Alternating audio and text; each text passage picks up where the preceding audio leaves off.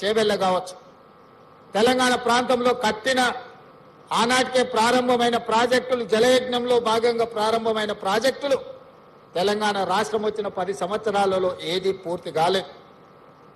ఈనాటికి ఆ ప్రాజెక్టులు వాయిదాలు పడుతూనే వస్తున్నాయి.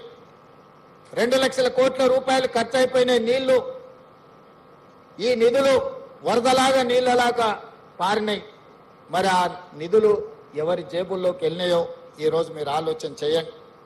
అందుకే ఈరోజు ఇదొక భావోద్వేగం అని ఎందుకు అంటున్నా అంటే, ఉమ్మడి రాష్ట్రంలో 4-5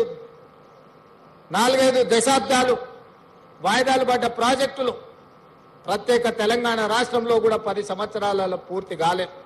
అందుకే ఈరోజు పెద్దలు ఉత్తమ్ కుమార్ రెడ్డి గారికి ప్రత్యేకంగా ఈ శాఖను కేటాయించడమే కాదు, నిరంతరం పర్యవేక్షించుకుంటూ గత 40-50 సంవత్సరాలుగా తెలంగాణ ప్రాంతానికి రావాల్సిన నీళ్లు రాకపోవడము, పూర్తి కావాల్సిన ప్రాజెక్టులు పూర్తి కాకపోవడం వల్ల ఈ ప్రాంతానికి జరిగిన అన్యాయాన్ని సరిదిద్ది వాయిదాలు పడుతూ వస్తున్న ప్రాజెక్టులను పూర్తి చేయాలన్న లక్ష్యంతో ఈరోజు మా ప్రభుత్వం, మీ శాఖ మంత్రివర్యులు ఉత్తమ్ కుమార్ రెడ్డి గారు పనిచేస్తున్నారు.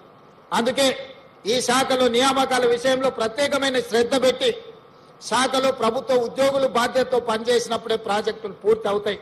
మరి ఆ శాఖకు సంబంధించిన ఉద్యోగ నియామక పత్రాలను 10 సంవత్సరాలు నియమించకపోవడం వల్ల వాయిదాలు పడుతూ వచ్చినాయి.